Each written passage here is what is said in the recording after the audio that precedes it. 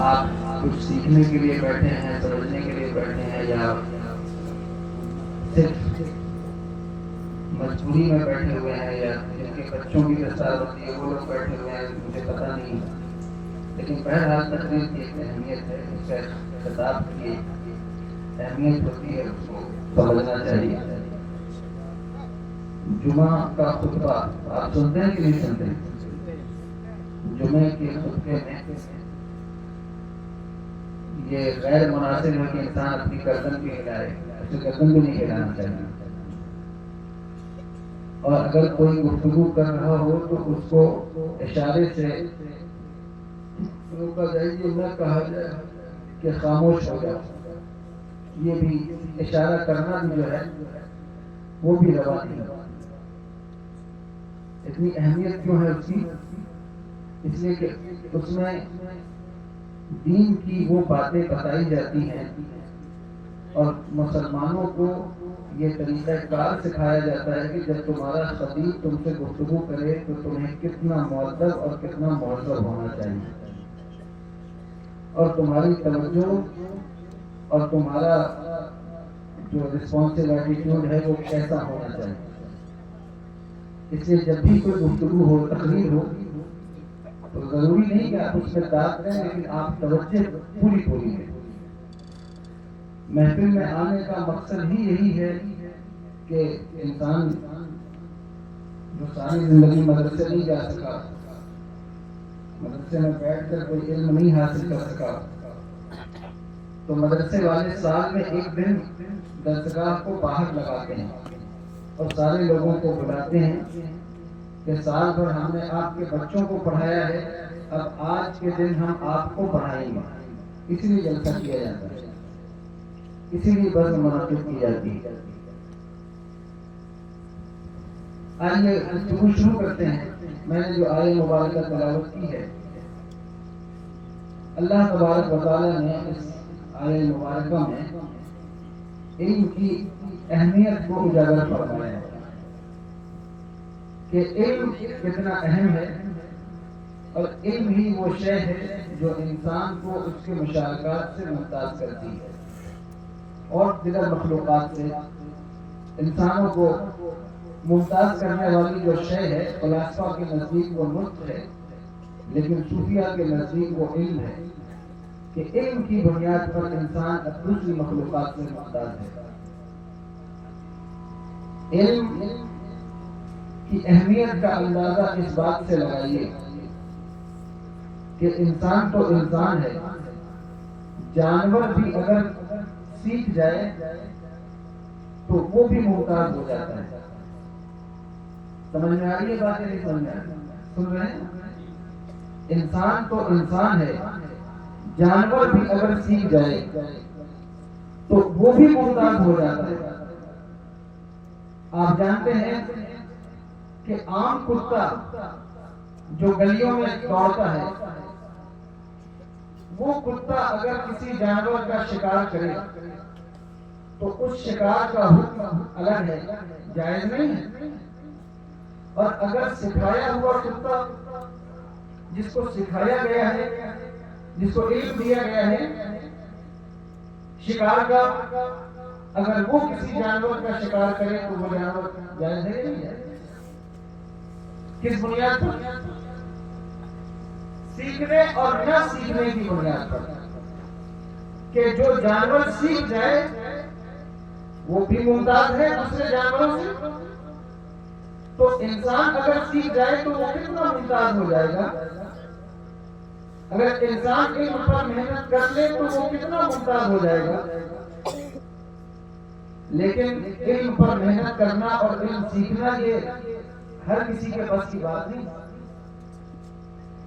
میں نے آپ سے کہا کہ جانور تک علم سیکھنے کی بنیاد پر سیکھنے سے وہ ممتاز ہو جاتے ہیں.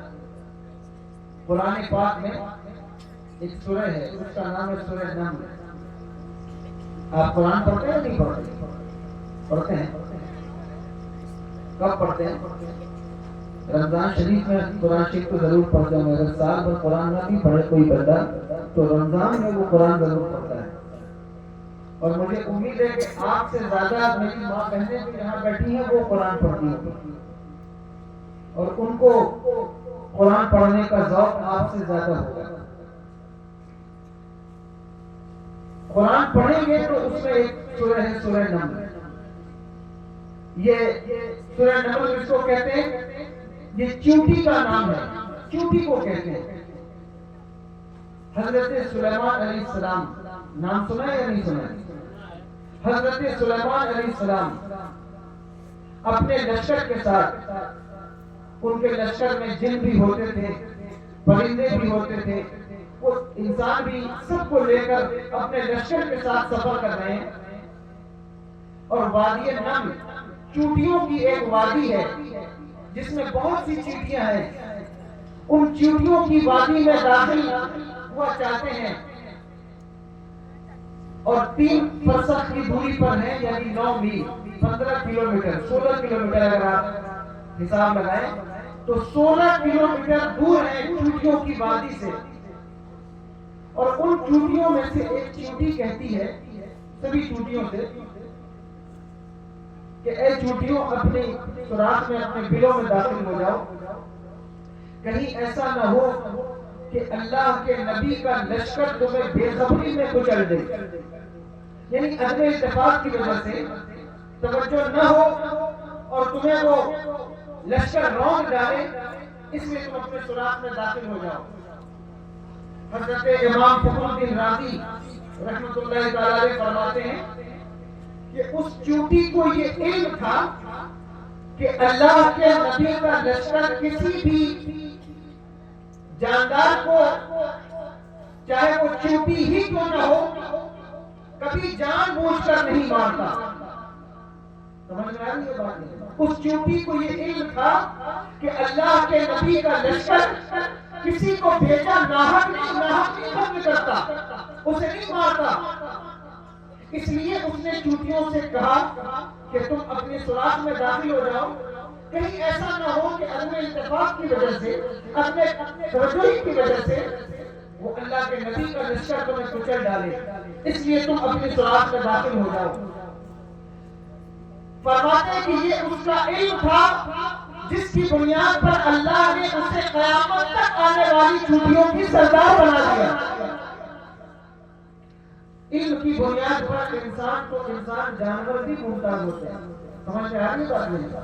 3 فرسخ کی دوری پر تھے اور چیونٹی کو بولنا نہیں آتا, اس لیے کہ اس کے منہ میں زبان نہیں ہوتی.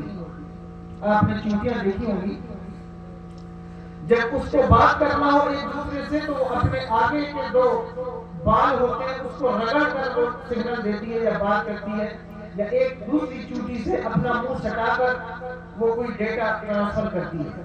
اس کے منہ میں زبان نہیں ہوتی, لیکن وہ دوسری چیونٹیوں سے بات کر رہی ہے اور اس کی اس بات کو حضرت سلیمان علیہ السلام 16 کلومیٹر کی دوری سے سن رہے ہیں. یہ بات کسی کتاب کی نہیں, قرآن پاک کی ہے. اس لیے کہ آج اگر آپ کسی کی کرامت بیان کریں تو سب سے پہلے لوگ آپ سے پوچھتے ہیں کہ یہ جو بات آپ بیان کر رہے ہیں کیا یہ قرآن میں موجود ہے, کیا یہ حدیث میں موجود ہے؟ جو نوجوان یہاں کھڑے ہیں یا بیٹھے ہیں یا جن کا تعلق تعلیم سے ہے, چاہے وہ کالج سے ہو یا مدرسے سے ہو, وہ میری بات کو توجہ سے سنیں. جو بات عرض کرنا چاہتا ہوں کہ 10-10 سیکنڈ کی ریل پر آپ کا عقیدہ اور ایمان خراب کیا جاتا ہے. چھوٹے شارٹ ویڈیو جو ہے وہ مسلمانوں کے عقائد کو خراب کرنے کے لیے دنیا بھر میں جو ہے وہ مسلمانوں کے خلاف, اہل سنت والجماعت کے خلاف جو پلیٹ فارم ہے وہ نبرد آزما ہے کہ کسی طرح مسلمانوں کے عقیدے کو خراب کیا جائے. تو وہ کہتے ہیں کہ آپ یہاں سے سلام پڑھتے ہیں تو آپ کے نبی وہاں کیسے سنتے ہیں. یہ جو بات میں بیان کر رہا ہوں یہ سورہ نمل کی آیت ہے. اللہ کہتا ہے کہ اس چیونٹی نے کہا اور 3 فرسخ کی دوری سے 15-16 کلومیٹر کی دوری سے حضرت سلیمان علیہ السلام نے اس چیونٹی کی آواز کو سن لیا. اس کو سبحان اللہ کہنا چاہیے.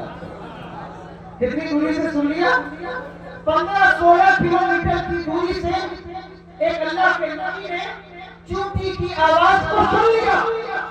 میں کہتا ہوں چونٹی کسی کے کان کے اندر بھی رکھ دی جائے اور پھر اس سے پوچھا جائے بتاؤ یہ چونٹی کیا گفتگو کرتی ہے، کوئی نہیں بتا سکے گا۔ لیکن 16 کلومیٹر کی دوری سے اگر چونٹی کی آواز اللہ کے نبی نے سن لی ہے تو یہ بات ماننا ہوگا کہ یہ کون سا نبی ہے جو چونٹیوں کی آواز 16 کلومیٹر کے فاصلے سے سن رہا ہے۔ جب آپ دیکھیں گے آپ کو پتا چلے گا کہ وہ نبی ہے جو ہمارے نبی کے پیچھے مسجد اقصی میں ہاتھ باندھ کے کھڑا ہے۔ مقتدی کا جب یہ عالم ہے، امام کا عالم کیا ہوگا؟ جب مقتدی کا عالم یہ ہے پھر امام کی سماج کا عالم کیا ہوگا؟ یہ بات میں نے کہیں اور سے نہیں قرآن سے بیان کی۔ اس لیے کہ ریکوائرمنٹ یہ ہے اس دور میں آپ پتہ نہیں آپ کے ہاں کیسے عقیدے کے لوگ رہتے ہیں اور کون لوگ ہیں کون نہیں ہے مجھے پتہ نہیں ہے، لیکن یہ عمومی بات ہے اس لیے میں نے بیان کر دیا کہ اس طرح سے لوگوں کا عقیدہ خراب کیا جاتا ہے کہ نبی کیسے آپ کی بات سن سکتے ہیں، قبر والے آپ کی بات کیسے سن سکتے ہیں۔ میں کہتا ہوں کہ جو بھی سن سکتا ہے وہ اپنی طاقت سے نہیں سنتا، اللہ کی دی ہوئی طاقت سے سنتا ہے۔ اللہ اکبر کبیرہ۔ آج سے 70 سال پہلے اگر یہ چچا بیٹھے سفید داڑھیوں والے لوگ بیٹھے ہیں، اگر ان کے ابا سے یہ کہتے کہ جو لوگ یہاں سے سعودی گئے ہیں ہم ان کی بات کو یہاں بیٹھ کر سن سکتے ہیں، تو ان کے ابا شاید انہیں 2-4 تماچا رسید کر دیتے کہ ایسا کیسے ہو سکتا ہے کہ تم یہاں بیٹھ کر سعودیہ والوں کی بات سن لو گے، ایسا کیسے ہو سکتا ہے کہ تم یہاں بیٹھ کر امریکہ والوں کی بات سن لو گے۔ اس لیے کہ انہیں پتا نہیں تھا کہ اللہ کی اس کائنات میں ایک وقت ایسا بھی آئے گا جس میں انسان یہ سہولت کی ٹیکنالوجی دریافت کر لے گا کہ انسان ہندوستان میں بیٹھ کر مدینے والے کی بات سن سکے گا۔ اور مجھے بتاؤ اگر ہندوستان میں بیٹھ کر تمہاری نقلی ٹیکنالوجی سے مدینے والے کی بات ہندوستان والا سن سکتا ہے تو وہ اللہ کا رسول جسے اللہ نے عالم مولانا و یقول بنایا ہے وہ مدینے میں رہ کے ہندو والوں کی بات کیوں نہیں سن سکتا، کیوں نہیں سن سکتا؟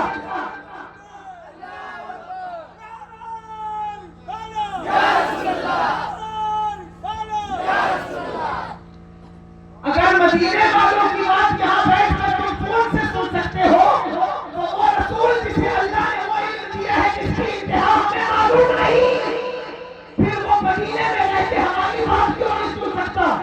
اسی لیے میرے ایمان کے دور و نزدیک کے سننے والے وہ کان کالے لالے کرامت اللہ کو سلام۔ یہ بات عقیدے کی ہے لیکن چونکہ موضوع علم ہے اس لیے علم کے چیپٹر میں ہمارے یہاں سب سے پہلے عقیدہ ہی آتا ہے۔ عمل کے 4 مدرسے ہیں اور عقیدے کا 2 مدرسہ ہے، یہاں علماء بیٹھے، لیکن ہمارے یہاں جو بحث ہے وہ پہلے عقیدے کی ہے۔ اس لیے کہ اگر عقیدہ ٹھیک نہیں ہے عمل کا فائدہ کچھ بھی نہیں ہے، عقیدہ پہلے درست ہونا چاہیے۔ اس لیے اپنے عقیدے پر توجہ کریں، غور کریں کہ آپ کا عقیدہ ٹھیک ہے یا نہیں، اور پڑوسی کا ٹھیک ہے یا نہیں یہ بھی آپ دیکھیں چیک کریں، اس لیے کہ خراب لوگوں کی صحبت میں رہنے سے انسان خراب ہو جاتا ہے۔ ہمارے نوجوانوں میں جو خرابیاں ہیں وہ زیادہ تر ان کی صحبت کی بنیاد پر، ان کی سراؤنڈنگ کی بنیاد پر، ان کا جو دن رات کا اٹھنا بیٹھنا ہے وہ اچھے لوگوں کے پاس نہیں ہے۔ صحبت کا بہت بڑا اثر پڑتا ہے انسان کی زندگی میں۔ اچھے لوگوں کے ساتھ نہیں اٹھو بیٹھو گے تو برے لوگوں کے ساتھ بیٹھنے کی عادت خود بخود پڑ جائے گی، خود بخود یہ انتظام ہے۔ میں اکثر تقریر میں کہا کرتا ہوں کہ گاڑی کو چڑھان پہ چڑھانا اسے ایکسلریٹ کرنا ہوتا ہے، اسے پیچھے لانے کے لیے بیک گیئر نہیں ڈالنا، بس ایکسلریٹر لینا چھوڑو وہ خود بخود پیچھے آتی ہے۔ اسی طرح بری صحبتوں سے انسان کو خود کو بچانا پڑتا ہے، اچھی صحبتوں کو لگانا پڑتا ہے۔ بری صحبت لگانی نہیں پڑتی، اچھی صحبت نہ ملے خود بخود انسان کی صحبت بری ہو جاتی ہے۔ آپ اپنی زندگی پر اس پر غور کریں۔ اگر آپ کی صحبت اچھی ہے، آپ کے پڑوسی کا عقیدہ کیسا ہے، آپ کے محلے والوں کا عقیدہ کیسا ہے، آپ کے رشتہ داروں کا عقیدہ کیسا ہے، اس سے آپ کو فرق پڑتا ہے۔ لوگ کہتے ہیں دوسرے کے عقیدے سے ہمیں کیا، وہ ان کا عقیدہ وہ جانے، ہم تو بس ان کے ساتھ رشتہ داری کر رہے ہیں۔ نہیں، آپ کو دیکھنا ہوگا آپ جس سے رشتہ داری کر رہے ہیں اس کا عقیدہ کیسا ہے۔ اس لیے کہ جو آپ کا رشتہ دار ہے اس کے عقیدے کا فرق آپ کے اوپر بھی پڑے گا۔ اسی لیے نوجوانوں کی زندگی برباد ہو رہی، ان کی دن رات صحبت موبائل سے ہے، اور موبائل پر اگر یہ چاہتے اچھی صحبتیں اختیار کر سکتے ہیں، لیکن یہ کرتے نہیں۔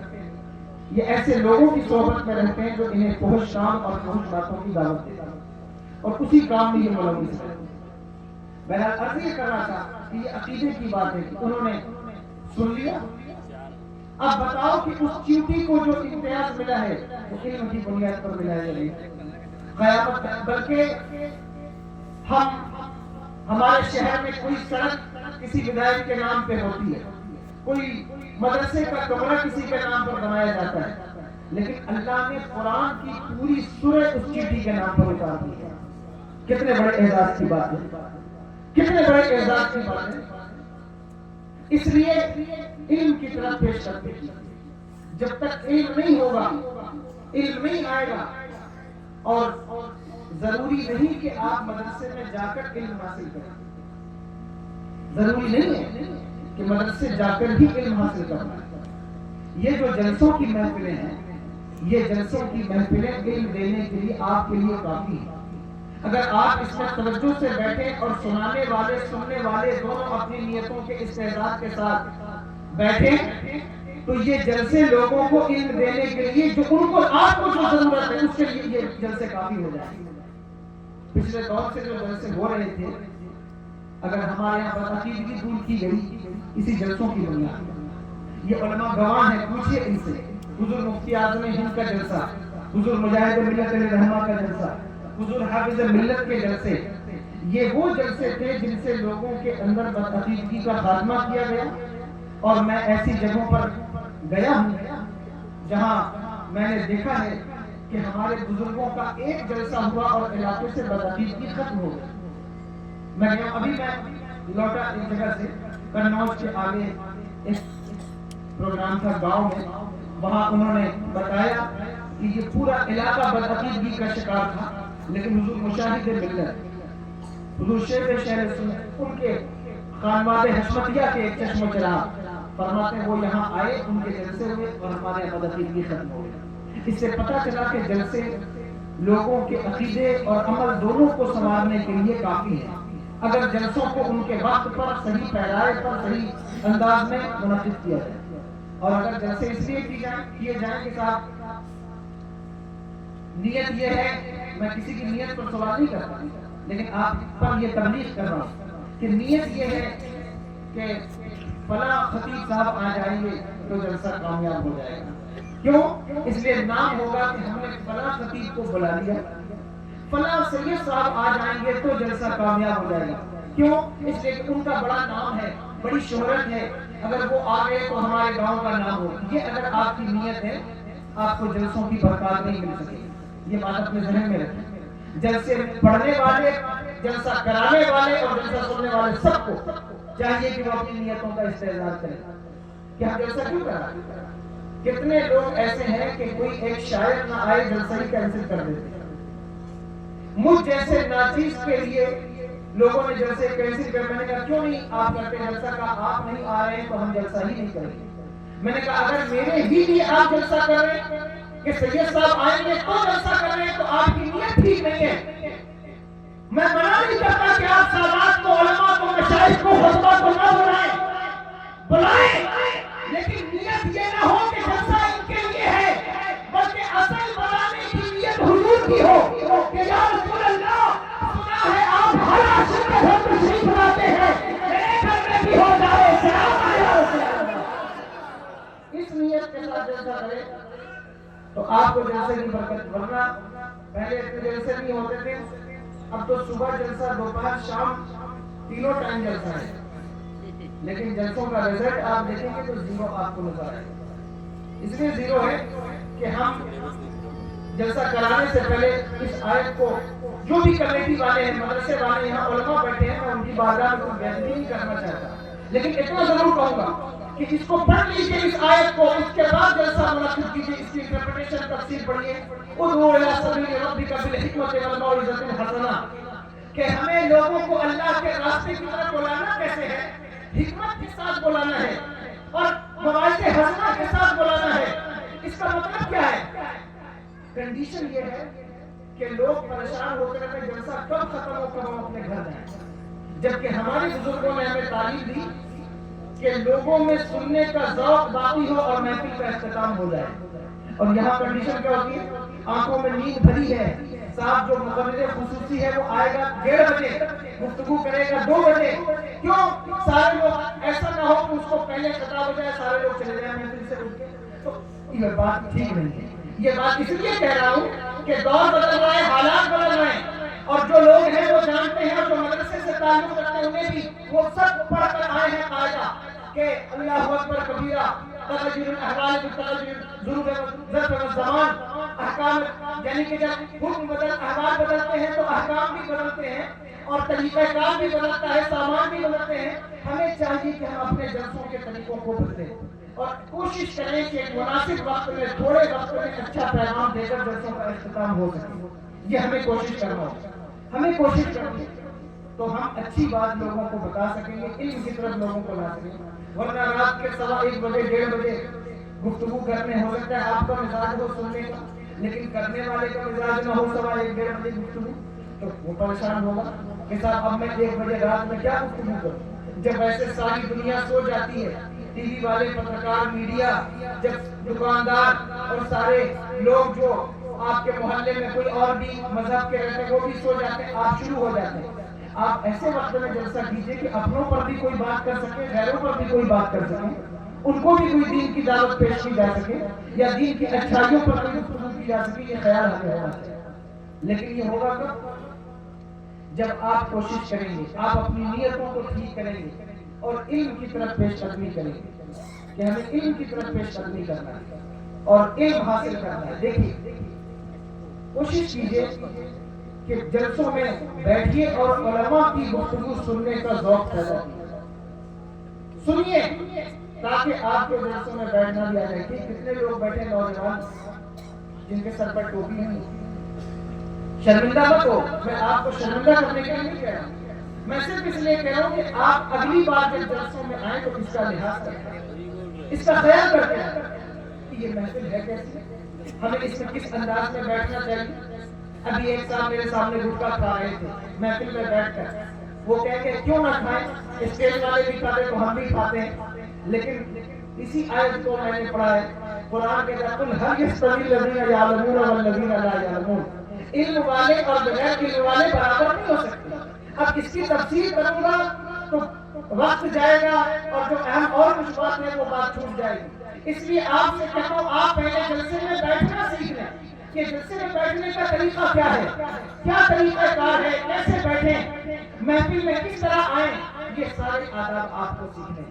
اور آپ اگر نہیں سیکھیں گے، بچوں کو، نوجوانوں کو نہیں ٹوکیں گے، آگے ایسا دور آئے گا. ابھی وہ بغیر ٹوپی کے بیٹھے، کچھ وقت ایسا آئے گا کہ وہ بغیر پینٹ کے جلسے میں بیٹھ جائیں گے. آپ ان سے کہیں گے یہ کیوں بیٹھے ہو، آپ اس وقت منع نہیں کر سکیں گے. دیکھیے مسجد میں لوگ بغیر ٹوپیوں کے نماز پڑھنے لگے یا نہیں پڑھنے لگے؟ دیکھا ہے آپ نے؟ بغیر ٹوپی کے نماز، ان سے پوچھو ٹوپی ضروری ہے، فرض ہے، سنت ہے، واجب ہے، کیا ہے ثابت کیجیے. وہ سیدھے دلیل مانتے ہیں بغیر ٹوپی کے نماز پڑھنا. کہا کہ ٹوپی لگانا ضروری نہیں بغیر ٹوپی کے. اور اس پر بڑے بڑے جاہل فتویٰ دینے والے بھی موجود ہیں کہ جو ان کے سپورٹو ہیں کہ ہاں ٹھیک ہے بغیر ٹوپی کے نماز پڑھنے میں کوئی حرج نہیں، پڑھتے رہو، کوئی مسئلہ نہیں. ان سے بھی پوچھو، ان جاہلوں سے بھی جو فتویٰ دے رہے ہیں ایسے لوگوں کے سپورٹ میں، ان سے پوچھو کہ کون سی حدیث پڑھ کر آیا. تو ہم حدیث والے لوگ ہیں، ہم جانتے ہیں کوئی ضروری نہیں ہے ٹوپی لگا کر نماز پڑھنا. ٹھیک ہے، اچھی بات ہے، ضروری نہیں ہے، لیکن قوم کی حوصلہ افزائی اس بات پر کہ آپ بغیر ٹوپی کے نماز پڑھو. کچھ دن میں وہ بغیر شرٹ کے نماز پڑھیں گے، کچھ دن میں بغیر پینٹ کے نماز پڑھنے لگ جائیں گے. کنڈیشن ایسی ہو سکتی ہے، اس لیے ہو سکتی ہے کہ اللہ اکبر کبیرہ اگر آج آپ ان کی چیزوں کو معطل نہیں بنائیں گے اور آپ کہتے ہیں کہ نماز کا ایک مخصوص لباس ہے، تو وہ کہتے ہیں کہ نماز کا کوئی مخصوص لباس ہے، پولیس والوں کا مخصوص لباس ہے، ڈاکٹری یعنی میڈیکل والوں کا ایک مخصوص لباس ہے، آر ٹی او والوں کا ایک مخصوص لباس ہے، اور اللہ کے بندے جس وقت اپنے رب کی بارگاہ میں اطاعت کے لیے، اس کی عبادت کے لیے کھڑے ہوں تو ٹھیک ہے کوئی تخصیص کے ساتھ نہیں، لیکن ایک ایسا لباس ہونا چاہیے جو بڑا معلوم ہو، جو اچھا معلوم ہو، کوئی بےہودہ لباس نہ ہو، شرٹ کی بٹن اوپر تک بند ہو۔ آپ کہیں گے یہ بٹن بند کرنا کہاں سے ثابت ہے؟ میں کہوں گا ثابت تو نہیں ہے، لیکن علاقے کا بڑے سے بڑا گنڈا ہو کسی کلیکٹر کے سامنے بھی کھڑا ہونا تو کالر کی بٹن بند کر کے کھڑا ہوتا ہے، وہ کھڑا ہوتا ہے یا نہیں ہوتا ہے؟ آستین نیچے کر کے کھڑا ہوتا ہے۔ اس سے پوچھو یہ کس نے تجھے سکھایا ہے؟ کہا کہ گلیوں میں تو آوارہ گھومتا رہتا ہوں، لیکن جو کہ یہ میرے ڈسٹرکٹ کا مالک ہے اس لیے اس کے سامنے مہذب بن کے کھڑا ہوں۔ میں کہتا ہوں اگر ڈسٹرکٹ کے مالک کے سامنے تجھے تہذیب یاد آتی ہے تو کائنات کے مالک کے سامنے تجھے تہذیب کیوں نہیں یاد آتی؟ اس لیے آپ اس بات کو سمجھیے۔ پھر اسی طرح محفل کا ادب ہے کہ محفل کے ادب میں لوگوں سے کہا جائے کہ آپ ٹوپی لگا کر بیٹھے، باوضو بیٹھے۔ کچھ لوگوں کو بڑی گھبراہٹ ہوتی ہے، وہ کہتے ہیں آپ لوگ ایسا کہیں گے تو لوگ محفل میں نہیں آئیں گے۔ کیوں نہیں آئیں گے؟ ہم نے دیکھا ہے اپنے بزرگوں کی محفلوں میں اللہ اکبر لوگ باوضو ہو کر بیٹھتے تھے، اس سے محفلوں کی برکات یہ ملتی تھی کہ محفل میں بیٹھنے والا شخص بھی اگر کبھی کسی بدعقیدہ کا سامنا ہو جائے تو وہ فوراً مولوی صاحب کو فون نہیں لگاتا تھا، بلکہ وہی کھڑے کھڑے اس کا بدعقیدہ کو قرآن اور حدیث سے دلائل پیش کر دیا کرتا تھا۔ آج کنڈیشن یہ ہے کہ جیسے ہی صاحب کسی سے ملاقات ہو جائے تو فوراً فون امام صاحب کو لگائے، امام صاحب بتائیے پوچھ رہے ہیں کہ فاتحہ شب برات میں فاتحہ دینا کیا ضروری ہے اور حلوہ کہاں سے ثابت ہے؟ وہ ایک خطیب صاحب ہے کوئی، میں نے کل ان کا ایک شارٹ ویڈیو دیکھا کہ وہ کہتے ہیں کہ حلوہ کہاں ہے کتاب میں؟ انہوں نے کہا کہ کتاب میں حلوہ نہیں، حلوہ کڑھائی میں ہے۔ لوگ کتاب میں حلوہ ڈھونڈ رہے ہیں، حلوہ تو کڑھائی میں ہے۔ تو ان کی یہ بات مجھے یاد آ گئی ہے۔ اب یہ کہہ رہا ہوں اگر آپ سے کوئی مسئلہ پوچھ دے، آپ کے عقیدے پر سوالیہ نشان لگا دے، آپ وہیں دھڑام ہو جاتے ہیں۔ کیوں؟ اس سے آپ علم نہیں حاصل کرتے۔ وہ کم سے کم ضرورت کے مسائل جو معمولات اہل سنت میں جو آپ کے ہاں رائج ہیں، آپ ان پر تو کوئی دلائل اکٹھا کر لیں، ان کا تو علم آپ کے پاس ہونا چاہیے کہ ہم جو فاتحہ کر رہے ہیں، ہم جو صلاۃ و سلام پڑھ رہے ہیں، ہم جو مصطفیٰ جان رحمت سرور دو عالم صلی اللہ تعالیٰ علیہ وسلم کو پکار رہے ہیں، اس کی دلیل ہمارے پاس ہے۔ ایک صاحب حیدرآباد میں پچھلے دنوں میں تھا، ان کا بچہ نوجوان، اس نے مجھ سے کہا کہ حضور ایک مسئلہ پوچھنا چاہتا ہوں۔ سن رہے ہیں آپ کیا نہیں سن رہے؟ سمجھتے ہیں؟ اس نے کہا مسئلہ پوچھنا چاہتا ہوں۔ میں نے کہا کیا؟ کہا کہ اگر ہم یا رسول اللہ کی بجائے یا اللہ کہیں تو اس میں حرج کیا ہے؟ اس بات پر کیوں لڑتے ہیں لوگ کہ آپ یا رسول اللہ کہتے ہیں؟ ایک اگلی پارٹی ہے وہ کہتی ہے ہم یا رسول اللہ نہیں کہیں گے، یا اللہ کہیں گے۔ اس بچے کا سوال تھا، لیکن وہ بچہ تعلیم یافتہ تھا، اصلی علوم سے لیس تھا۔ اس نے کہا اس میں کیا حرج ہے کہ یا اللہ کہا جائے یا رسول اللہ نہ کہا جائے؟ میں نے کہا یہ سمجھنے والی بات ہے کہ یا اللہ کہا جائے اور یا رسول اللہ نہ کہا جائے، اس پر غور کر لیتے ہیں۔ اس نے کہا حضرت آپ سمجھائیے۔ میں نے کہا دیکھو آپ بھی سنیے اس بات کو کیونکہ ایک موضوع ہے۔ میں نے کہا دیکھو یا اللہ جب ہم کہتے ہیں یا اللہ تو بتاؤ یہ علماء بیٹھے ان سے پوچھو یا حرف ندا ہے عربی گرامر کی جس کو تھوڑی سی بھی آ گئی ہوگی وہ جانتا ہے کہ یا ایسے شخص یا ایسی شخصیت یا ایسی ذات کو بلانے کے لیے استعمال ہوتا ہے جو دور ہو یا قریب ہو تو غیر متوجہ ہو۔ متوجہ ہو یعنی یا کہہ کے اس کو بلایا جاتا ہے کہ جو ہم سے دور ہو یا قریب ہو تو اس کی توجہ میری طرف نہ ہو، اسی کو تو یا کہہ کے بلایا جائے گا۔ اب اگر تم یا اللہ کہہ رہے ہو تو بتاؤ اللہ کو دور مان کے کہہ رہے ہو یا اللہ کو غیر متوجہ مان کے کہہ رہے ہو؟ اللہ کو دور نہیں ہے، اس لیے کہ اللہ کہتا ہے اے میرے محبوب میرے بندے آپ سے میرے بارے میں پوچھتے ہیں میرے بندوں سے کہیے اے میرے بندوں اگر تم مجھ سے قریب نہ ہو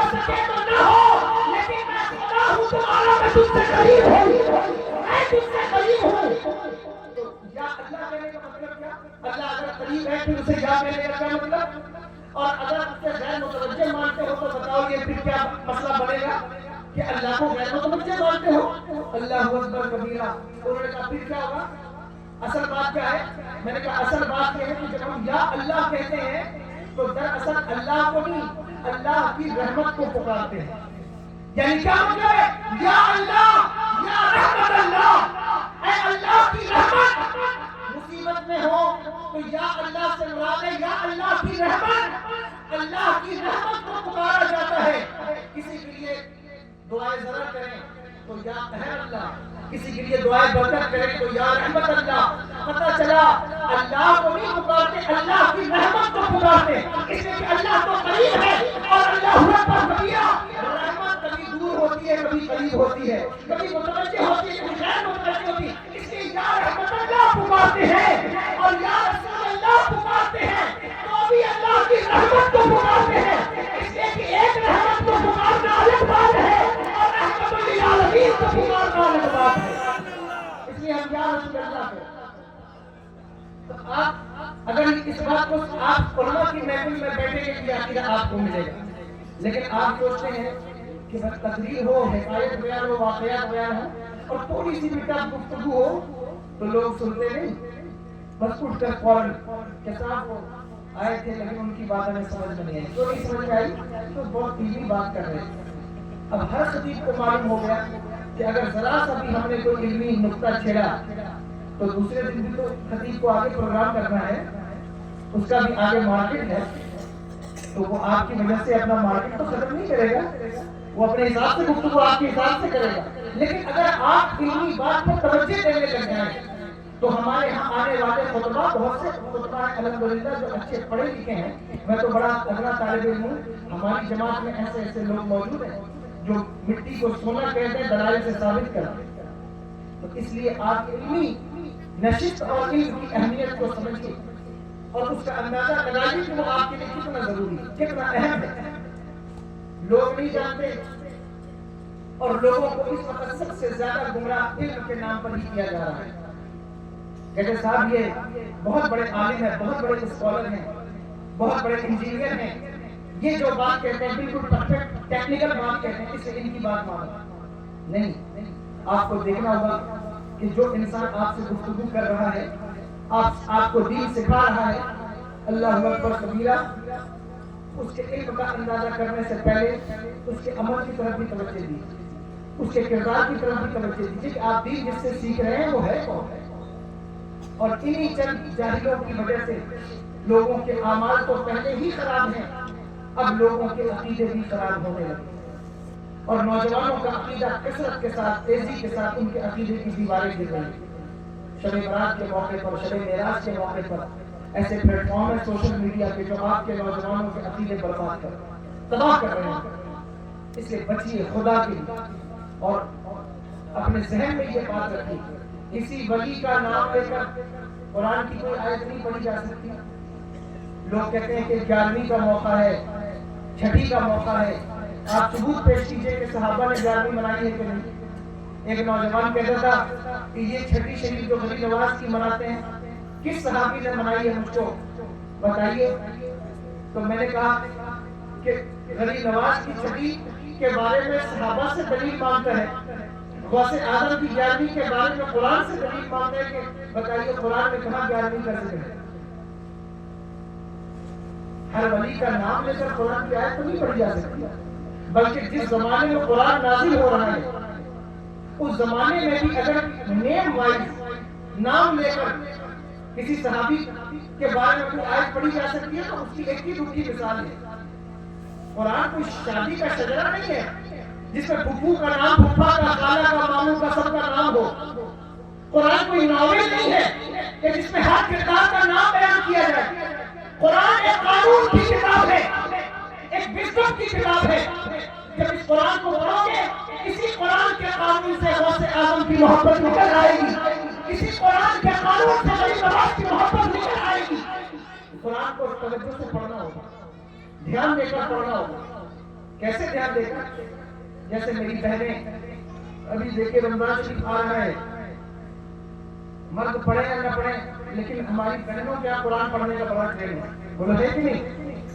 1 ختم 2 ختم 3 ختم، اور بہنیں ایک دوسرے سے ریس لگائیں گی کہ دیکھو میں نے 5 ختم کیا ہے۔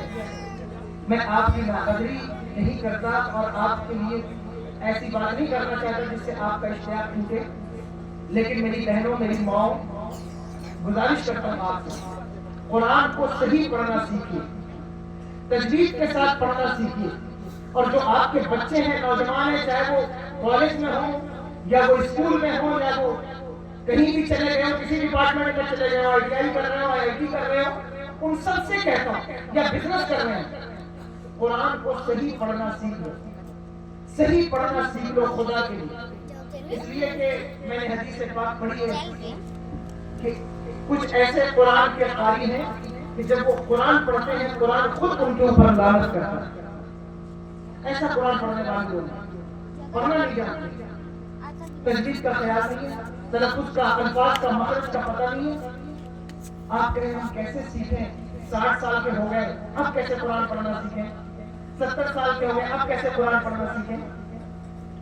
80 سال کے چچا لوگوں کو میں نے دیکھا ہے، دادا لوگوں کو، کہ وہ اتنا بڑا بڑا موبائل ہاتھ میں لے کر اس کو دھیرے دھیرے چلاتے ہیں۔ میں نے ایک چچا سے پوچھا کہ چچا آپ نے کبھی کاکھا گاگا نہیں پڑھا، آپ کبھی مدرسے نہیں گئے، اسکول نہیں گئے، آپ کو یہ موبائل چلانا کیسے آ گیا؟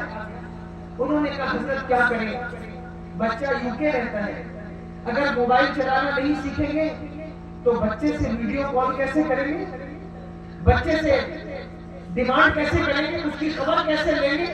اس لیے بچے کی وجہ سے موبائل چلانا سیکھ لیا، ساری زندگی جو مدرسے نہیں گیا، ساری زندگی اسکول نہیں گیا، بچے کی محبت نے اسے واٹس ایپ چلانا سکھا دیا، اور میرے رب کی محبت نے مجھے قرآن پڑھنا کیوں نہیں سکھایا؟ اگر رب سے محبت ہوگی تو قرآن پڑھنا بھی سیکھ لیا ہوگا، لیکن نہیں سیکھا، ابھی وقت ہے۔ بہنوں سے بھی کہتا ہوں اگر آپ کا کوئی معلمہ ہو عالمہ ہو اس سے سیکھ لیں، نہیں تو آن لائن کلاسز ہیں قرآن پڑھنے کی، آپ اس کو جوائن کر لیں، اور 5 ختم قرآن کا آپ کو وہ ثواب نہیں ملے گا جو آپ 1 پارہ قرآن، اگر قرآن پاک کا 1 پارہ آپ رمضان المبارک میں تجوید کے ساتھ پڑھیں گے اللہ اس کا جو ثواب عطا فرمائے۔ اور اگر درس قرآن کی محفل آپ نے سجا لی تو پھر کیا پوچھنا ہے؟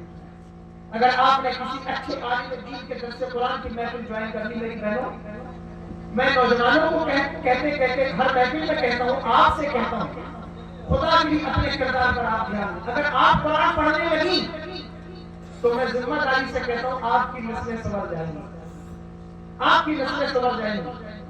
مرد کا تعلیم حاصل کرنا، فرد کا تعلیم حاصل کرنا ہے، لیکن عورت کا تعلیم حاصل کرنا 10 مردوں کے تعلیم حاصل کرنے پر ایک عورت کا علم حاصل کرنا بھاری پڑ جاتا ہے۔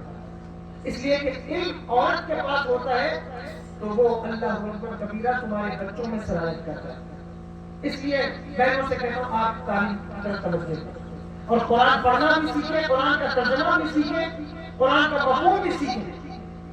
ہر ماں اگر شادی سے پہلے ہر بچی یہ ارادہ کر لے کہ مجھے 10 سورہ قرآن پاک کی اس طرح یاد کرنا ہے کہ جس کی تجوید بھی ٹھیک ہو اور جس کی تفسیر اور ترجمہ مجھے اکبر ہو جائے، کیوں؟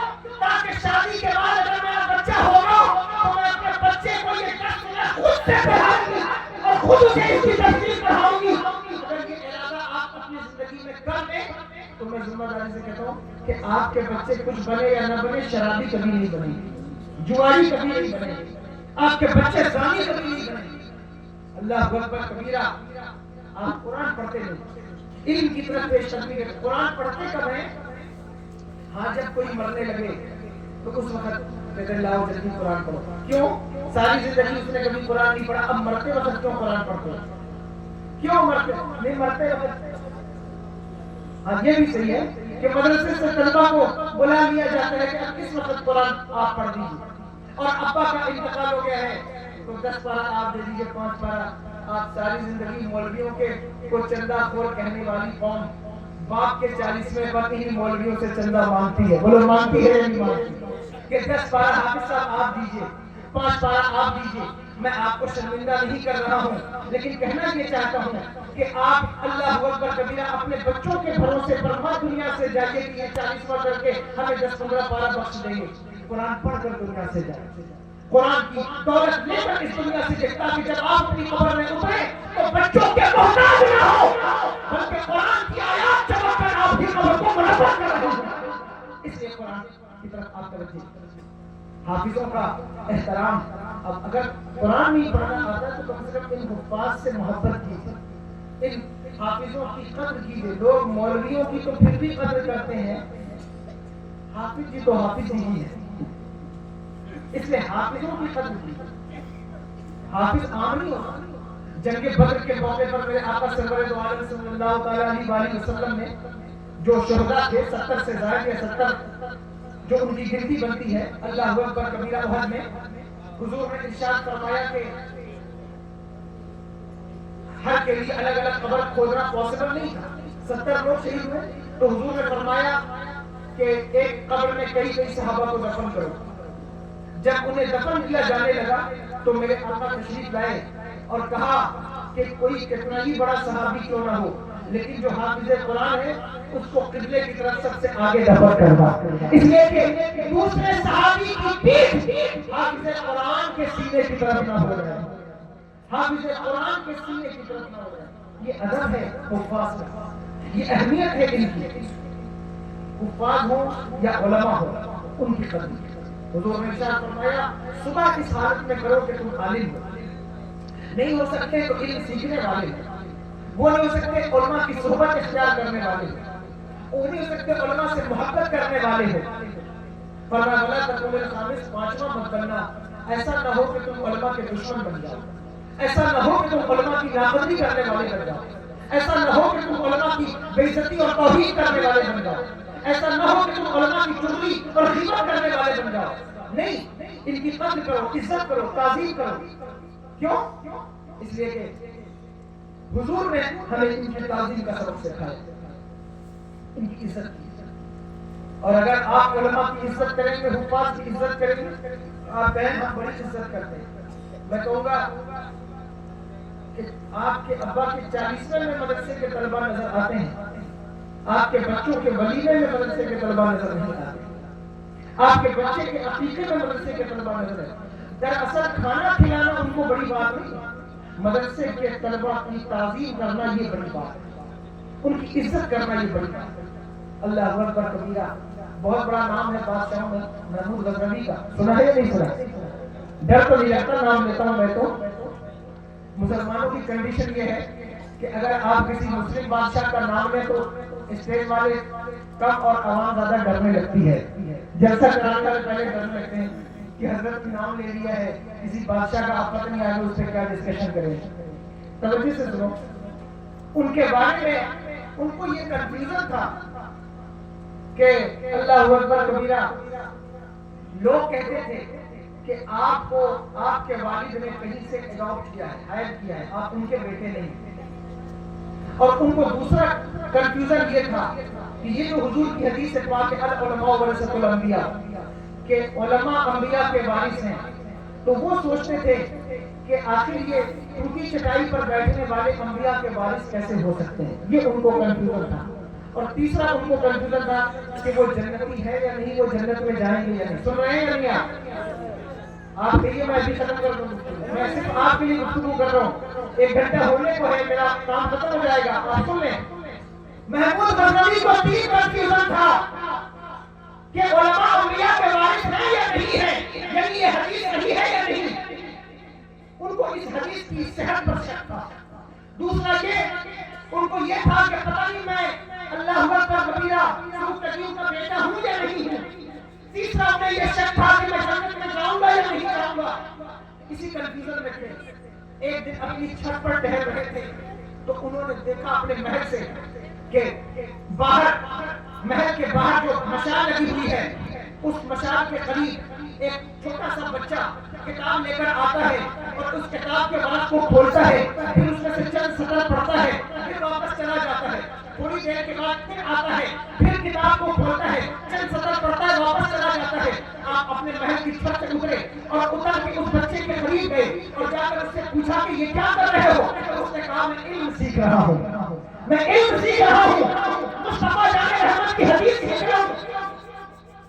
علم کا اتنا شوق، علم کا اتنا اشتیاق، علم سیکھنے کی اتنی کشش، اللہ اکبر کبیرہ.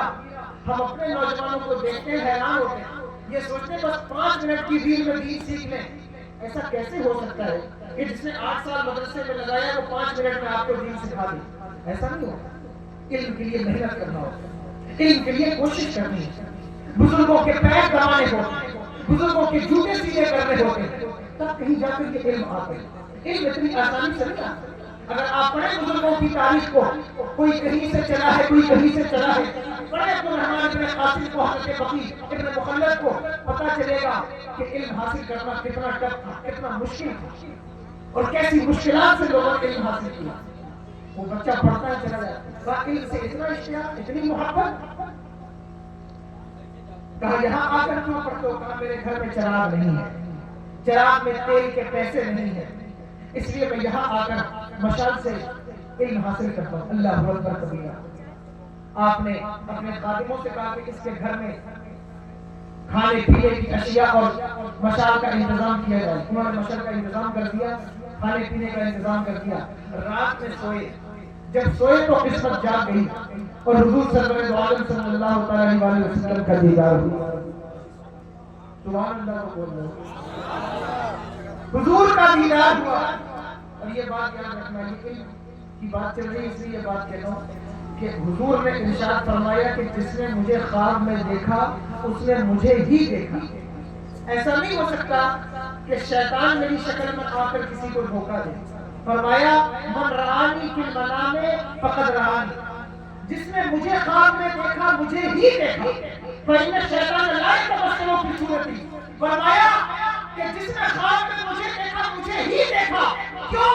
اس لیے شیطان کی اوقات نہیں ہے کہ وہ خواب میں آ کر ہی میرے مثل ہونے کا دعویٰ کرے. جب یہ حدیث میں پڑھتا ہوں میں حیران ہوتا ہوں، یا اللہ شیطان کو بھی اتنی سمجھ ہے کہ حضور کی طرح ہونے کا دعویٰ نہیں کرنا ہے. یہ کون سے گرہ کے لوگ ہیں، کون سے پرانی ہیں جو حضور کی طرح ہونے کا دعویٰ کرتے ہیں، حضور کی طرح ہونے کا دعویٰ کرتے ہیں. اللہ اکبر کبیرہ. حضور فرمائے جس نے مجھے خواب میں دیکھا اس نے مجھے ہی دیکھا. آپ نے کبھی ارادہ کیا کہ حضور کا دیدار ہو جائے خواب میں؟ اگر نہیں ارادہ کیا ہے آج کی محفل میں ارادہ کر کے اٹھیے. ان کو دیکھنے کے لیے بہت زیادہ علم ہونا ضروری نہیں. ان کو دیکھنے کے لیے اللہ اکبر کبیرہ انسان کا جو ہے وہ بہت بڑا عبادت گزار ہونا ضروری نہیں.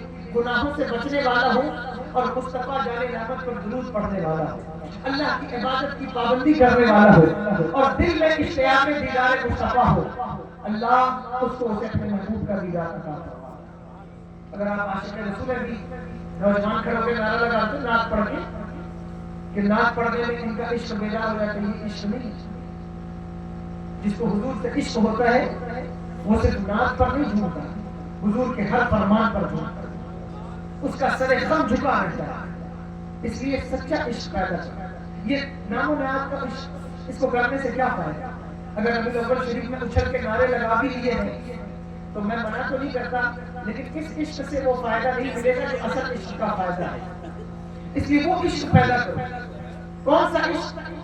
کیسا عشق؟ نعت پڑھنے والے بھی وہ عشق پیدا کریں، نعت سننے والے بھی عشق پیدا کریں. نعت پڑھنے والے بھی یہاں موجود ہیں اور میں کسی کی حسد نہیں کرتا، میں صرف ان پر بھائی ہونے کی حیثیت سے تبلیغ کرتا ہوں. خدا کے لیے نعت پڑھنے سے پہلے ارادہ کرو یہ جو کلام میں پڑھ رہا ہوں اس کلام سے کسی دنیا دار کو خوش نہیں کرنا چاہتا، سب سے پہلے مصطفیٰ جان رحمت کو خوش کرنا چاہتا ہوں، حضور کو خوش کرنا چاہتا ہوں. اگر اس ارادے سے کوئی نعت پڑھے خدا کی قسم مچل کر اچھل کر کود کر دنیا کو وہ شہرت نہیں حاصل کر سکتا جو مصطفیٰ کے عشق میں نعت کر کے شہرت حاصل کرتا. میں نے نعت پڑھنے والوں کی تعریف پڑھی ہے، میں جانتا ہوں اللہ اکبر کبیرہ کہ نعت پڑھنے والے کون تھے. 1000 بار وشویم دہن سے مشک و گلاب خلوص نام کو گفتن کمالے بے حدیث. میں نے سنا ہے، دیکھا ہے، اللہ اکبر کبیرہ پڑھا ہے ان عاشقوں کو جنہوں نے نعت لکھی ہے. تنم فرسودہ جا پارا زہجرہ یا رسول اللہ دلم پشکر رہا پارا زہجرہ یا رسول اللہ. اللہ اکبر کبیرہ. کیا؟ میں نے پڑھا ان لوگوں کو، وہ سورہ لالا زار پھرتے ہیں، تیرے دل بہار پھرتے ہیں، کوئی کیوں پوچھے تیری بات رضا، تجھ سے کتنے ہزار پھرتے ہیں۔ صرف نعت سننے کا اگر شوق ہے آپ کو تو عشق پیدا کیجیے۔ عشق کیا ہوتا ہے بتا دوں؟ اجازت ہے؟ جگر مراد آبادی بہت بڑا نام ہے شاعروں کی دنیا میں، نام سنا ہے نہیں سنا؟ سنا ہے نہیں؟ جگر مراد آبادی بہت بڑا نام ہے۔ جگر غزل کہتے تھے، غزل نعت نہیں پڑھتے تھے، اور میں خار تھے، شراب پیتے تھے، توجہ ہے، زبردست پینے والے تھے۔ ان کی حٹک نہیں کر رہا ہوں، بلکہ میں ان کی توصیف میں یہ بات بیان کر رہا ہوں، سنیے گا کہ نعت پڑھنے سے فائدہ کیا ملتا ہے۔ شراب پیتے تھے، اجمیر شریف میں مشاعرہ تھا، ان کو خط آیا کہ جگر آپ اتنے مشہور شاعر ہیں، اجمیر شریف مشاعرے میں آئیے۔ انہوں نے ہاتھ جوڑ دیا، کہا میں غزل کا شاعر ہوں اور شراب پینے والا حضور کی نعت کیسے پڑھ سکتا ہے؟ میں نہیں پڑھ سکتا۔ لوگوں نے بہت سمجھایا، جگر یہ موقع ملا ہے، ایسا نہ کرو، نعت سے انکار نہ کرو۔ غلط انہوں نے غسل کیا اور غسل کر کے قلم رواد کاغذ لے کر نعت لکھنے بیٹھے۔ انہوں نے نعت لکھی اور نعت لکھ کر اجمیر شریف آئے۔ جب اجمیر شریف کو آئے، اسٹیج پر چڑھے تو لوگوں میں ہوٹنگ شروع ہو گئی کہ ایسا شخص جو میخوار ہے، ہم اس سے حضور کی نعت نہیں سنیں گے۔ لوگوں کا ضرب بھی کیا ضرب تھا اس دور کے لوگوں کا، انہیں معلوم تھا کہ ہمیں تقریر کس سے سننا ہے، نعت کس سے سننا ہے، انہیں معلوم تھا۔ اب تو لوگوں میں کنڈیشن یہ ہے کہ بیان کرنے والا ہو، پڑھنے والا ہو، داڑھی ہو یا نہ ہو، ٹوپی ہو یا نہ ہو، پیجامہ ہو یا نہ ہو، جیسے بھی آئے بس اچھی طرز میں پڑھنا چاہیے اور ہمیں سبحان اللہ کہنا ہے، پیسہ لوٹانا ہے۔ نہیں، تمہیں دیکھنا ہوگا کہ نعت پڑھنے والا مصطفیٰ جان رحمت کے دین کا پیروکار بھی ہے یا نہیں ہے، نعت پڑھنے والا حضور کا عاشق بھی ہے یا نہیں ہے۔ تمہیں دیکھنا ہوگا نعت پڑھنے والا صحابہ کی شان میں بےادبی کرنے والا تو نہیں، صحابہ کی شان میں بھونکنے والا تو نہیں، اہل بیت کی شان میں گستاخی کرنے والا تو نہیں۔ یہ تمہیں دیکھنا ہوگا، اس سے نعت سنو۔ لوگوں نے کہا ہم نہیں سنیں گے۔ جگر کھڑے ہوئے، جب نقیب نے ان کا نام پکارا وہ کھڑے ہوئے، انہوں نے کہا لوگوں اگر آپ میرا مذاق اڑاتے ہیں شوق سے اڑائیے، لیکن جو میں لکھ کر لایا ہوں اگر اس کا مذاق اڑاتے ہیں تو آپ غلطی پر ہیں۔ لوگوں میں سناٹا چھا گیا، تاریخ ہو گیا، سناٹا، خاموش ہو گئے۔ انہوں نے وہ کلام پڑھا، جانتے وہ کلام کون سا؟ ان کا مشہور زمانہ کلام، ایک رند ہے اور ندھت سلطان مدینہ، نازک ہے بہت غیرت سلطان مدینہ، یہ ان کا کلام انہوں نے پڑھا۔ اور اس کے بعد لوٹ کر آئے، کسی نے شراب پیش کی تو انہوں نے شراب کی باطل یہ کہہ کے توڑ دی کہ جو زبان نعت کہتی ہے وہ شراب کیسے پی سکتی ہے۔ آپ مجھے بتاؤ، جو عاشق رسول ہونے کا دعویٰ کرے، نعت پڑھنے کا، نعت سننے کا، اگر وہ رات میں کھڑا ہو کر کے نعت سنتا ہے اور صبح اٹھ کر اللہ اکبر غیر محرم پر نظریں جمائے بیٹھا ہے تو نعت سننے کا مطلب کیا ہے؟ ایک طرف کان سے نعت سن رہا ہے، نعرہ لگا رہا ہے، اور دوسری طرف اپنی ہی قوم کی بچیوں پر نظریں گندی ہیں، پھر نعت سننے کا فائدہ کیا ہے؟ یہ نعت سننے کا مطلب ہے۔ نعت سننے کا مطلب یہ ہے کہ حضور کا دیدار ہو جائے۔ علامہ کفایت علی کافی مراد آبادی، یہ جنگ آزادی کے ہیرو ہیں، فریڈم فائٹر ہیں۔ ان کو جس وقت کھڑا کیا گیا تختے دار پر پھانسی دینے کے لیے، انگریزوں نے ان سے پوچھا کہ آپ کی کوئی آخری خواہش ہے؟ انہوں نے کہا ساری زندگی حضور کی نعت لکھتا آیا ہوں، آج بھی ایک نعت لکھنا چاہتا ہوں۔ کہا اجازت ہے، کافی قلم دیا گیا۔ انہوں نے وہاں پھانسی کے تختے پر کھڑے ہو کر حضور کی نعت لکھی۔ اللہ اکبر! ممبر پر نعت پڑھنا آسان ہے، مائک پر نعت پڑھنا آسان ہے، ایکو لگا کر نعت پڑھنا آسان ہے۔ جہاں پیسے بڑھ رہے ہو، جہاں لوگوں کی سبحان اللہ آبا ہو رہی ہو، وہاں نعت پڑھنا آسان ہے، لیکن پھانسی کا پنجہ سامنے چھوٹ رہا ہے، ایک عاشق رسول نعت پڑھتا ہے۔ اگر کسی کو سچا عشق دیکھنا ہے تو مصطفیٰ کے اس عاشق کو دیکھنا ہے۔ انہوں نے وہاں پھانسی کے پھندے پر کھڑے کر نعت، اور کون سی نعت؟ اللہ اکبر! لکھتے کوئی گل باقی رہے گا نہ چمن رہ جائے گا، پر رسول اللہ کا دین حسن رہ جائے گا۔ اقرسوں کو خواب کی پوشاک میں نازا نہ ہو، اس بنے کے جان پر ہاتھی کفن رہ جائے گا، اور جو پڑھے گا صاحب لعنات کے اوپر درود، آگ سے محفوظ اس کا تن بدل رہ جائے گا۔ اور پھر 2 مصروں میں پورے برطانوی سامراج کو چیلنج کر دیا اور کہا نام شاہان جہاں مٹ جائیں گے لیکن یہاں حشر تک نام و نشان پنجتن رہ جائے گا۔ جب انہوں نے یہ شعر پڑھا تو انگریزوں نے ان کی سزا بڑھا دی اور لوہے کی استری، گرم استری جس میں کوئلہ بھرتے تھے، آپ کو معلوم ہوگا پچھلے دور میں ابھی بھی کچھ لوگ بھرتے، وہ استری ان کی ران پر چلائی گئی گرم کر کے، ان کی رانوں پر پیروں پر چلائی گئی، اور جب استری چلی ادھر استری چلی ادھر حضور کا دیدار نصیب ہو گیا۔ مصطفیٰ جان رحمت کا چہرہ انور دیکھ لیا اور رو کر کہتے یا رسول اللہ، اگر مجھے پتا ہوتا کہ آپ کا دیدار استری چلوانے سے ہوتا ہے باقی کب سے یہ استری چلوانے کا ہوتا۔ اللہ، یہ عشق کی مثال ہے سچے نام کا۔ تو عرض یہ کہ جس نے حضور کو دیکھا اس نے حضور ہی کو دیکھا۔ فرمایا من رآنی فی المن، اور یہ بھی فرمایا کہ من رآنی فی المنام فسیرانی فی الیقظہ، جس نے مجھے سوتے ہوئے دیکھا ہے خواب میں ان قریب مجھے جاگتے بھی دیکھ لے گا۔ یہ کتنی خوبصورت بات ہے کہ جس نے مجھے خواب میں دیکھا ان قریب مجھے جاگتے دیکھ لے گا، عذاب کی آنکھوں سے دیکھ لے گا۔ اللہ اکبر کبیرہ۔ یہ بات یاد رکھیے گا کہ حضور خواب میں نظر آئے کسی کو تو حضور ہی نظر آئے، اور حضور خواب میں کچھ دیں تو حضور ہی عطا فرماتے ہیں، یعنی وہ حقیقتاً عطا فرماتے ہیں، وہم اور گمان نہیں ہوتا۔ امام بوصیری کو چادر دی، صبح اٹھے تو چادر موجود تھی۔ حضرت شاہ ولی اللہ محدث دہلوی کے والد بزرگوار شاہ عبد الرحیم محدث دہلوی اللہ اکبر، وہ کہتے ہیں کہ میرے والد کو حضور نے خواب میں 2 منہ مبارک عطا فرمائے، اور وہ 2 منہ مبارک ہم لے کر چلتے تو بادل ان پر سایہ کرتے۔ خواب میں عطا فرمائے، صبح اٹھے تو بستر پر موجود، ہم لے کر چلتے اس پر بادل سایہ کرتے۔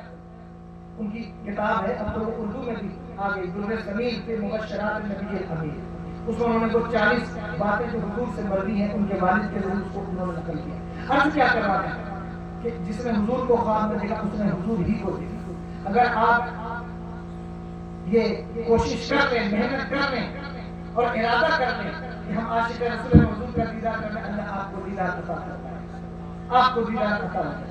لیکن ضرورت ہے کہ جب آپ علماء کی قدر کریں گے، علم والوں کی صحبت اختیار کریں گے، اس کے نتیجے میں بتائیے۔ تو کیا بیان کر رہا تھا اس کو بیان کر کے ختم کر دیتا ہوں۔ محمود غزنوی نے حضور کو دیکھا، توجہ ہے یا نہیں؟ کس کو دیکھا؟ حضور کو دیکھا، اور دیکھا تو 3 کنفیوژن تھے کہ علماء انبیاء کے وارث ہیں یا نہیں، میں سلطان کا بیٹا ہوں یا نہیں، اور میں جنت میں جاؤں گا یا نہیں۔ حضور نے ایک جملے میں تینوں کنفیوژن دور کیا، فرمایا اے سلطان کے بیٹے، تو نے میرے وارث کی مدد کی تو اللہ نے تجھے جنت عطا فرما دی ہے۔ ایک جملے میں تینوں کنفیوژن دور ہوا۔ میں نثار تیرے کلام پر ملی یوں تو کس کو زبان نہیں، وہ سخن ہے جس میں سخن نہ ہو، وہ بیان ہے جس میں بیان۔ تو ایک طالب علم کی مدد کی جس کے نتیجے میں اللہ نے حضور کا دیدار عطا فرمایا۔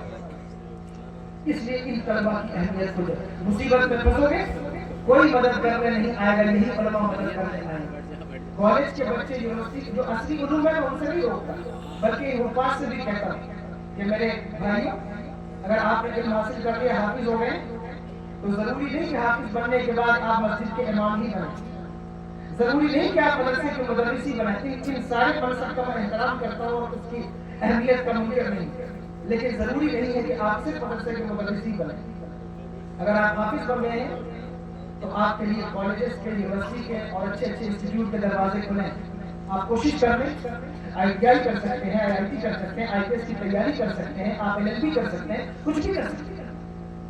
آپ کیوں سوچتے ہیں کہ ہمیں حافظ بن گئے تو ہمیں صرف ٹیوشن پڑھانا ہے، سورہ بقرہ پڑھنا ہے؟ نہیں، ایسا نہ کیجیے، اصلی علوم کی طرف آئیے، اس لیے کہ اللہ نے آپ کو جو ذہن عطا فرمایا ہے دنیا کی کسی قوم کے بچوں کو وہ ذہن نہیں عطا کیا۔ ایک بچہ جو 30 باریں اپنے ذہن میں، اپنے دل میں اتار لے، اس کو IAS کا ایگزام کلیئر کرنے میں کیا دشواری ہے، اس کو IPS کا ایگزام کلیئر کرنے میں کیا دشواری ہے، اس کو کسی یونیورسٹی کا انتظام دینے میں کیا دشواری نہیں ہے. آپ محنت کریں گے, خدا کی قسم آپ کی طرح ذہن کسی کو اللہ نے نہیں عطا فرمایا. پچھلی امت میں یہ صرف انبیاء کا اعزاز تھا کہ ان کو کتابیں یاد ہوتی تھیں صحف, اور کسی کو نہیں. لیکن اس امت میں 7 سال کے بچے کو بھی قرآن یاد ہے. اللہ اکبر کبیرہ, یہ اللہ نے اس امت پر کرم فرمایا. اس لیے آپ کوشش کیجیے اصلی علوم کی طرف آئیے. اگر ایک حافظ قرآن ایک MBBS بنے گا تو وہ کسی کی کڈنی نہیں بیچے گا. اگر ایک حافظ قرآن ایک IAS آفیسر بنے گا, اللہ اکبر کبیرہ, وہ گانجا اور افیون کی سپلائی میں معاونت نہیں کرے گا. اگر ایک حافظ قرآن کورٹ میں کھڑا ہوگا تو وہ کسی آتنکوادی بلاکاری کا مقدمہ نہیں لڑے گا. اس لیے حافظ قرآن کو چاہیے کہ وہ وکیل ہے, اس کو چاہیے کہ وہ ڈاکٹر ہے, اس کو چاہیے کہ وہ اصلی علوم کی طرف آئے اور اصلی علوم حاصل کرے. دنیا کو ضرورت ہے آپ کے علم کی. آپ آگے بڑھیے اور لوگوں کو بتائیے کہ ہمیں ضرورت کا علم ہے. اس لیے آپ کو اس کی طرف پیش قدمی کرنا ہوگا. آپ بھی علم کی طرف پیش قدمی کیجیے, اس لیے کہ اللہ فرماتا ہے کہ پڑھے لکھے اور بغیر پڑھے لکھے برابر نہیں ہو سکتے. بہنوں سے میں کہتا ہوں, میری بہنوں, علم کی طرف پیش قدمی کرو. پوری دنیا میں جتنے بھی ولی پیدا ہوئے ہیں, پلٹ کر کردار دیکھو, تمہیں پتہ چلے گا ان ولیوں کے پیچھے جو اصل تعلیم اور تربیت ہے ان کے والدین کی, اور والد سے زیادہ والدہ کی تعلیم جگمگاتی ہوئی نظر آئے. ذمہ داری سے کہہ رہا ہے. اس لیے نیپولین نے کہا, give me a good mother, I will give you a good nation and soldier. تم ہمیں اچھی مائیں پرووائڈ کر دو, ہم تمہیں اچھے سولجر اور نیشن پرووائڈ کر دیں گے. میری بہنیں اگر اپنے آپ کو باکردار بنا لیں, تمہاری کوکھ سے پیدا ہونے والا بچہ کبھی شرابی نہیں بنے گا, کبھی جواری نہیں بنے گا. اللہ اکبر کبیرہ, عہد پڑ گیا ہمارے علاقوں میں اچھے علماء کا, محدثین کا, مفسرین کا, گویے نچلیے پیدا ہوتے ہیں. اللہ اکبر کبیرہ, کچھ پٹان حرکت کرنے والے لوگ پیدا ہوتے ہیں. کوئی محدث پیدا نہیں ہوتا, کوئی مفسر پیدا نہیں ہوتا. کیا ہماری بہنوں کی کوکھ بانجھ ہو گئی؟ نہیں. میری بہنوں, کردار کردار اور کردار, اگر کردار خدا کی قسم چمکدار ہو اور کردار اتنا باعظمت ہو, میں تمہیں مثال دیتا ہوں کہ اگر دنیا میں کسی عورت کا کردار دیکھنا ہے کہ کردار کی وجہ سے بچوں پر کتنا اثر پڑتا ہے, تو نبی کی لاڈلی ملکہ فردوس سے بڑی سیدہ کائنات کا کردار دیکھو. دنیا کے ماں کے بچے ماں کے کردار کی وجہ سے مسجد میں قرآن پڑھتے ہیں, اور نبی کی بیٹی کے بچے ماں کے کردار کی وجہ سے تلوار کی نوک میں قرآن پڑھتے ہیں. کردار جتنا باعزت ہوگا بچے اتنی زیادہ باعزت ہوگا. کردار جتنا باعزت ہوگا بچے اتنے زیادہ باعزت ہوں گے. اگر میری بہن تم نے سوچ لیا ہے کہ چوراہے پہ کھڑا ہوا نوجوان سگریٹ پینے والا, گٹکا کھانے والا تمہیں چند روپے پر پھسلا سکتا ہے, رات پر تم سے موبائل پر باتیں کر سکتا ہے, تو نہیں, تمہارا یہ مقام نہیں ہے. تمہارا کردار یہ ہونا چاہیے. اللہ اکبر, تم مصطفیٰ جان رحمت کی, اگر تمہیں باپ اور ماں کی عزت کا خیال نہیں ہے تو کم سے کم اپنے نبی کی عزت کا خیال کرو. کبھی بھی کسی غیر محرم سے بات نہ کرو, نظریں نہ ملاؤ. تمہارا منصب, یہ اللہ نے تمہیں وہ منصب دیا ہے. میں اندور میں تقریر کر رہا تھا, کسی نے مجھ سے پوچھا کہ آپ عورتوں کی اتنی فضیلت بیان کرتے ہیں, کوئی ایسی بات بتائیے جو کسی اور مذہب میں نہ بیان کی گئی ہو. میں نے کہا آؤ میں تمہیں بتاتا ہوں. ہمارے یہاں غوث ہو, ولی ہو, ابدال ہو, قطب ہو, ہر کوئی عبادت کرتا ہے, ریاضت کرتا ہے. کیوں؟ کیونکہ وہ اللہ سے ڈرتا ہے. جنت کی طلب یہ الگ بات ہے کہ علماء بھی بیٹھے کچھ کہیں گے کہ جنت کی طلب میں اولیاء عبادت نہیں کرتے, لیکن دراصل امام ربانی لکھتے ہیں کہ جو جنت کی طلب میں عبادت کرتا ہے, جنت اللہ کی رضا کے مظہر کا نام ہے. ایفرٹ ہے, عبادت ہے, روزہ ہے, نماز جنت کے لیے. اور جنت جیسی قیمتی چیز اٹھا کر ان عورتوں کے قدموں کے نیچے رکھ دی گئی ہے. بتاؤ اس سے بڑا مقام عورت کو کیا دیا جا سکتا ہے؟ جنت جیسی چیز غوث اعظم کی جنت بھی ایک عورت کے قدموں کے نیچے ہے. غریب نواز کی جنت بھی ایک عورت کے قدموں کے نیچے. عورتوں کا اس سے بڑا مقام. اس لیے علم حاصل کیجئے اور کردار کی طرف پیش قدمی کیجئے. لمبی گفتگو میں نے کر دی, مجھے امید نہیں تھی, بہت بے ترتیب گفتگو ہوئی اور کوئی جو ہے وہ طریقہ قائم نہیں تھا گفتگو میں, اس سے معذرت چاہتا ہوں. اس لیے کہ میری عادت نہیں ہے رات 12-1 بجے آپ گفتگو کرنے کی. اس لیے کہ کوشش ہوتی ہے جہاں جاؤں ابتداءً کوئی بات عرض کر کے نکل جاؤں گا. میں اتنا بڑا خطیب اور عالم ہوں کہ میں لوگوں کو سمجھ سکوں اتنی دیر تک، لیکن پھر بھی آپ نے مجھے بیٹھا دیا، بولنے کا کچھ موقع دیا. پہلی بار آپ کے یہاں آیا تھا اور مائک نے بھی کچھ ساتھ کم دیا ہے، اس لیے کچھ باتیں عرض کی ہیں، کچھ باتیں جو اور عرض کرنا تھا وہ نہیں کر سکا ہوں، معذرت خواہ ہوں. اور حافظ ریاض صاحب کی جو مجھے دعوت دی، اللہ ان کو جزائے خیر دے. یہ مدرسہ جو جس کی آپ دیکھ بھال کر رہے ہیں، اللہ تبارک و تعالیٰ اس میں بے پناہ برکتیں عطا فرمائے، ہم سب کے علم و عمل میں برکتیں عطا فرمائے. استغفر اللہ ربی من کل ذنب واتوب الیہ، اشہد ان لا الہ الا اللہ واشہد ان محمدا عبدہ ورسولہ وما علینا الا البلاغ. السلام علیکم و رحمۃ اللہ وبرکاتہ.